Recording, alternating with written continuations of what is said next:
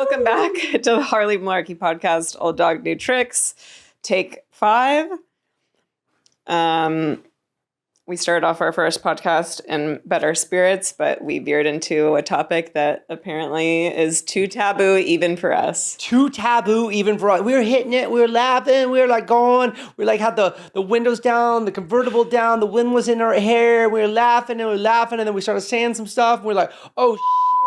Oh, it was like thunder and lightning with the convertible I just down. said a very simple factual statement. And then Brian is like, you can't say that. This podcast is over. And I'm like, what?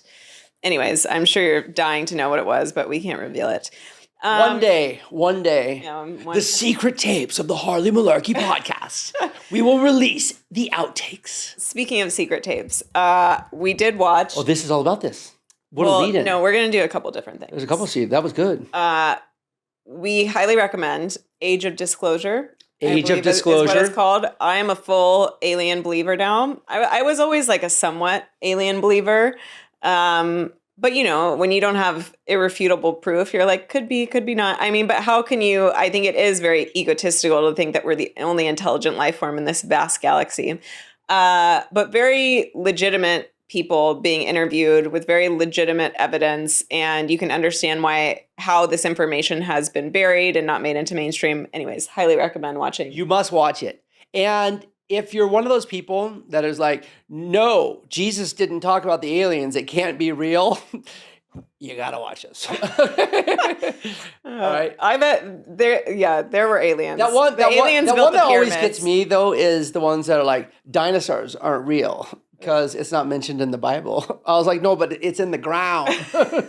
we found it. It's right here. Do people really say dinosaurs aren't real? Yes. You haven't heard that? I went to a Christian school for 12 years too. I'm sure I've heard it. But yeah. I've heard from Sailor's experience. I've heard from my daughter's experience. She said some of her friends aren't allowed to talk about dinosaurs. And you're like, come on. Yeah. Are you serious? No, there's some crazy. No, there's like pictures of them like smashed into rocks and stuff. Like they're like there's bones. We have bones. Oh yeah, I think they actually do tell you reasons of like that people planted those bones, and they give you reasons for why they're there and stuff. Cuckoo. The fossils of like the different forms of apes evolving. Yes. Anyways, but that goes into line with what we're about to go right here. Yeah, I'm actually People talking about the narrative. How you can take Christianity back if you want to take Christianity back. I personally will highly likely, you never say never, be religious again, call myself a Christian, a Catholic, anything. I don't prefer labels. And I know, every white girl in the world is like, oh, I'm spiritual, not religious, but I am spiritual, not religious. And as I mentioned, I did spend 12 years in a Christian school where we had Bible program every single morning and chapel on Thursdays, which meant Bible twice a day. And I was in this little spiritual bookstore in Encinitas called, I don't know, Soul Escape or who knows. But I always, when I go in there, I'm like, what book wants to reveal itself to me? Like, what book should I be reading right now? And I kind of walk around the store and I always get drawn to one particular book that's always, what I meant to read at the time. Last time I was in there, Mary Magdalene Revealed is the book that caught my eye. And it's about her lost gospel and the Christianity that we haven't tried yet. And I started reading it and I was just kind of like blown away and putting all these different pieces together. So essentially, when you think of the Gospels in the Bible, I'm 99% sure they're all written by men. And I started looking up a few different things. And in the Bible, only 93 women are mentioned by name, where over 1,700 men are mentioned by name. And you're kind of just taught as a Christian to kind of accept the Bible as your holy book. But you don't realize that the Bible was this book formed in very patriarchal times when women were second-class citizens and was all written through the perception of men. And anything important that women did or women wrote could easily be destroyed or kept out of the Bible because women didn't have the power to be spiritual leaders and to decide what got put into history. And so this book has just opened my eyes in a million different ways of how we view the past and how women are viewed in the past. But I'll pause for a second. That is the longest I have never not spoken on this podcast. That was amazing. I love your passion. Yeah, thanks. I love your passion. I have said this before. I probably will say it again, but with an asterisk on it, is I said, as a restaurateur, as a chef, I am not religious or political. I'll just take your money. But when this subject came up and she was explaining to me more about this Mary Magdalene and, you know, her placement in society, I was like, well, that doesn't make me like judging one religion over another religion. I'm open to if you have whoever your spiritual leader is, whoever this is, you know, in our restaurant, we want our doors to be open for people to share ideas and to have their own ideas and not share those ideas if they're not appropriate to be shared. But I've never jumped up and gone for one religion or gone against another religion. But this is so interesting to really understand the way that you've explained to me that Mary plays in Jesus's life and in society's life. And so take it away, girl. I'm just here for the magic carpet ride. Okay, well, I did think you wanted to talk about religion a little bit too, so we can pull that in. But so Mary Magdalene wrote this whole gospel that actually wasn't discovered until I think the late 1800s in a Copt market or something, like some sort of ancient market in Egypt. And then another copy was discovered, I think, at another like antique market in Egypt, like, I don't know, a certain number of years later. It took a long time for it to be translated. But the interesting thing, I think 2 or 3 copies of her gospel have been recovered. And on all 3 of those copies, there's like 6 pages missing. And they're missing. The truth! I know. The truth! In all of these different gospels. And I find that very interesting. I'm like, we got to know what's in these 6 pages. Oh. But based on the Bible, based on Mary Magdalene, based on all these other kind of biblical texts that were actually left out of the Bible, which maybe makes them non-biblical texts, but gospel texts, Mary Magdalene was like the closest person to Jesus. And Christians find this very sacrilegious for whatever reason, but Jesus came to the earth to experience being human. Like that was the part of the reason he came to earth was to be human, but he was also divine. And he's supposed to be fully human and fully divine. And being fully human means that he probably should participate in fully human things like sex and like love. And that Mary Magdalene might have been his like romantic partner, and they might have had sex. And she, if you read the Gospels, like, I don't know, every Christian in there is like clutching their pearls. But if you read these pearls, yeah, clutching their pearls, yeah. Can I get in for a second? Yeah.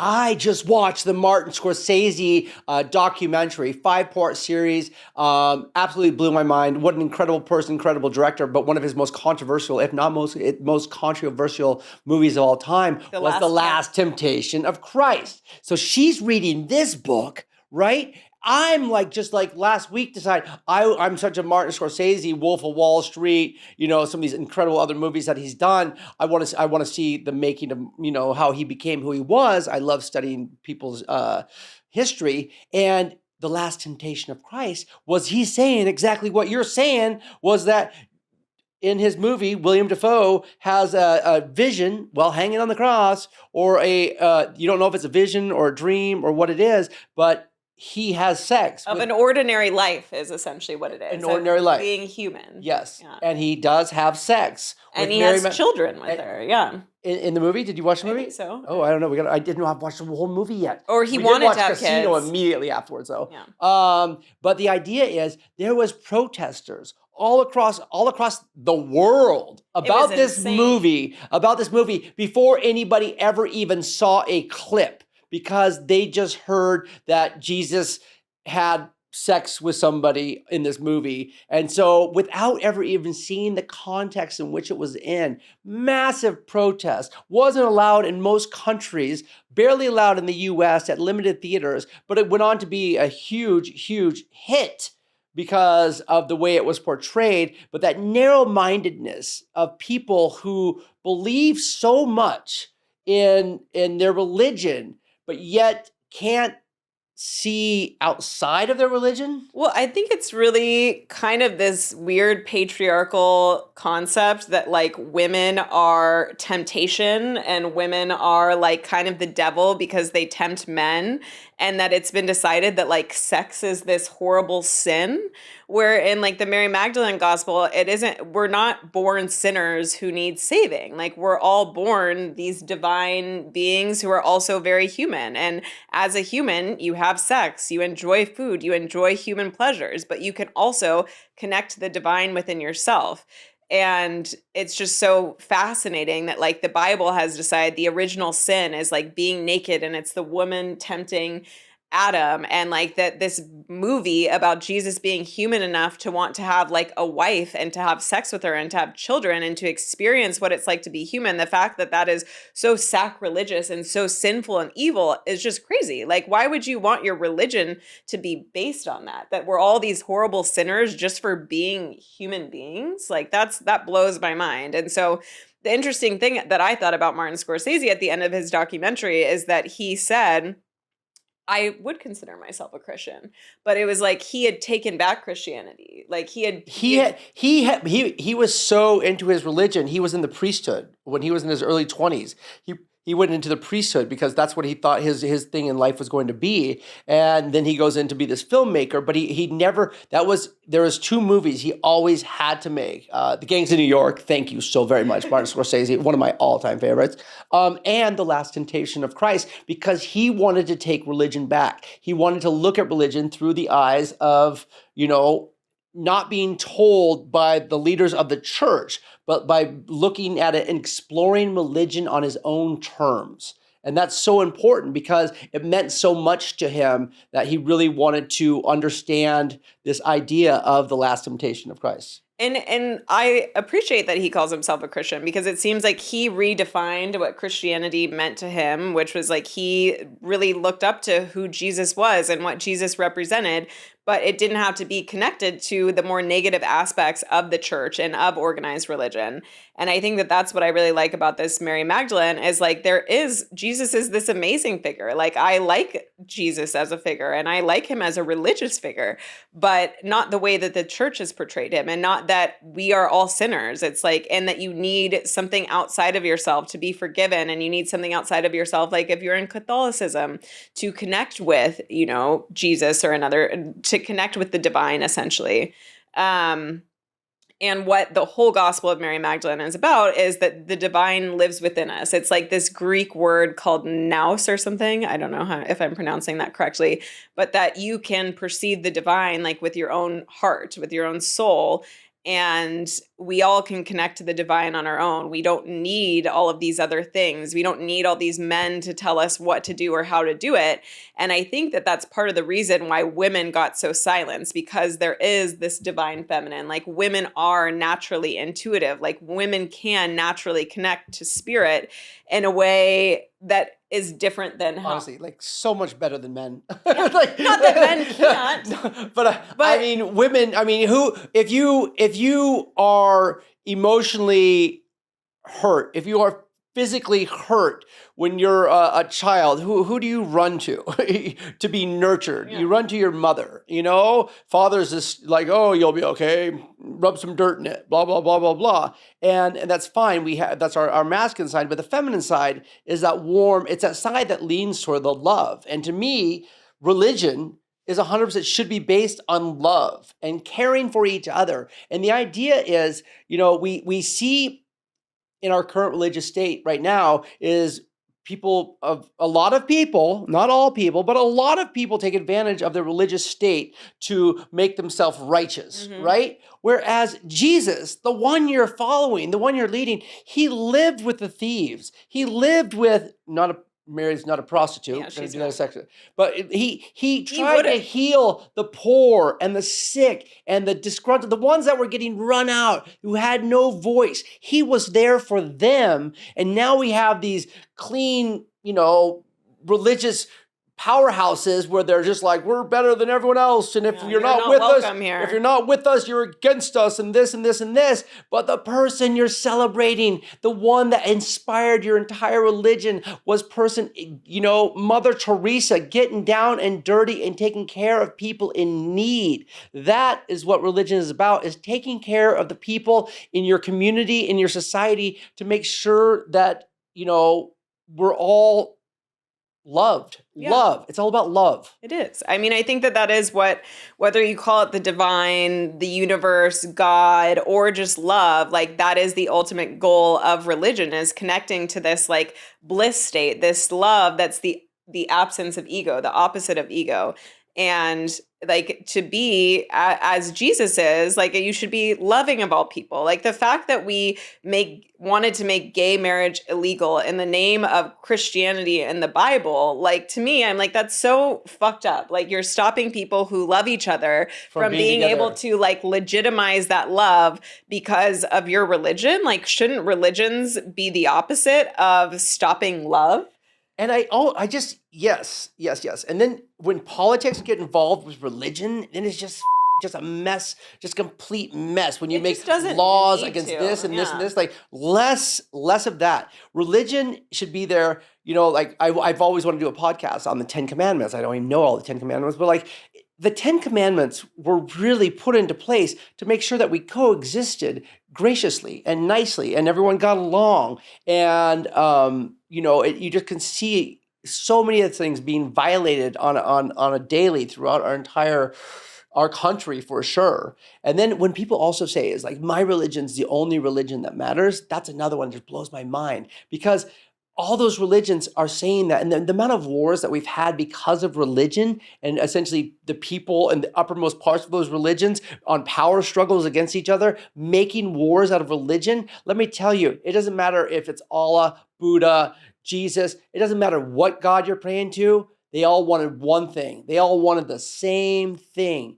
And that was love. And when you said love and ego, it is explained to us that our body is in constant friction between your ego driving you for this monetary gain, this self-righteousness, this just whatever it's hiding its inadequacies. Mm-hmm. And then love, which is going, gosh, you know, like if you can just lean into love, every religion, or almost all the religions, except for some of the crazy cults, are based on, hey, let's just be good. Let's just be good people, enjoy this great ride we're on down here on earth, you know, and try to help each other out. And that's what Jesus was trying to do. Yeah.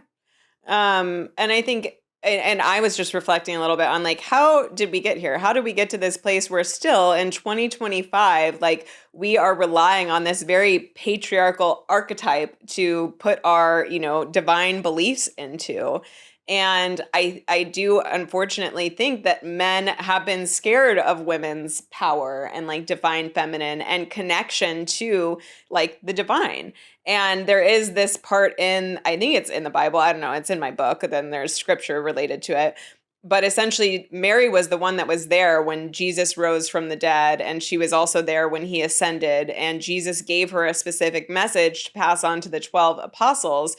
And when she said, like, I have this message from Christ to pass on to you, Peter was like, you're lying. Like, Jesus would never tell you something that he wouldn't tell us. Like, you're lying. And he gets really angry at her, and Levi stands up for her.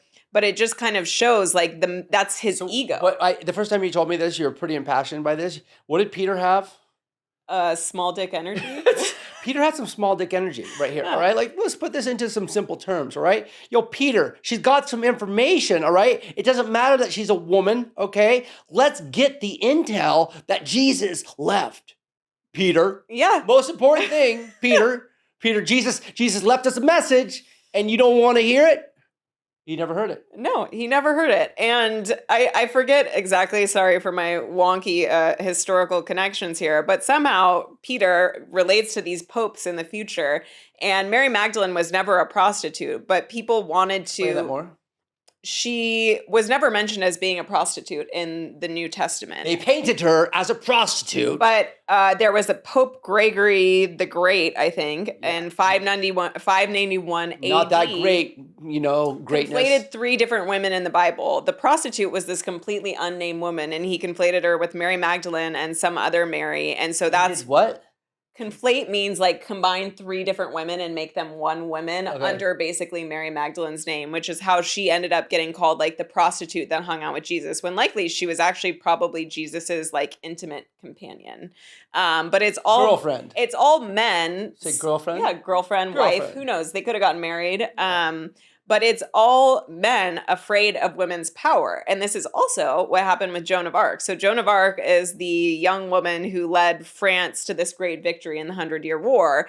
And Joan of Arc says that she did all this because she heard the divine tell her, like, you need to do this. You need to lead this army and do this. And it was successful. But because one more time when you're getting divine to go kill more people in the divine war. It's a little crazy, but essentially, like, you can hear a message. Like, I don't know, I hear messages. Like, you can hear, if you connect, you can hear. There's this whole consciousness in the universe. I'm a huge Joan of Arc fan. Okay, we've talked I don't know what barbarians they were fighting, but I suppose I'm glad we won. They won. Yeah, I don't know much about the details of it either. But as we've talked about, when it comes to creativity, we're all connected to this collective consciousness. And if you get quiet enough and if you get open enough, you can grab something important down from the collective consciousness. Oh, that's my whole goal. Like that's what Joan of Arc was able to do to lead France to this victory. Who knows? Yes. Maybe not. But she was burned at the stake, and there was she was held on trial for like impersonating a man, and I forget what the other thing was. And she was later, her mother got them to do a retrial, and she was later, exonerated and then made a saint. But I think it just shows this pattern of like men being afraid of the true power that women have, because women aren't more powerful than men, generally speaking, in terms of their physical stature. But I think naturally women are more powerful in their connection to this collective consciousness or the divine. Can I throw one more thing in there right now? Yeah, please do. Didn't you say this is something about history? Well, no, I was just in the shower thinking about all this stuff as I'm like preparing for our podcast. And I was like, holy shit, this is why I don't like history. I've never liked history. Why would I like history? Because it's all about men, and it's about battles, and it's about all this that I don't give a about.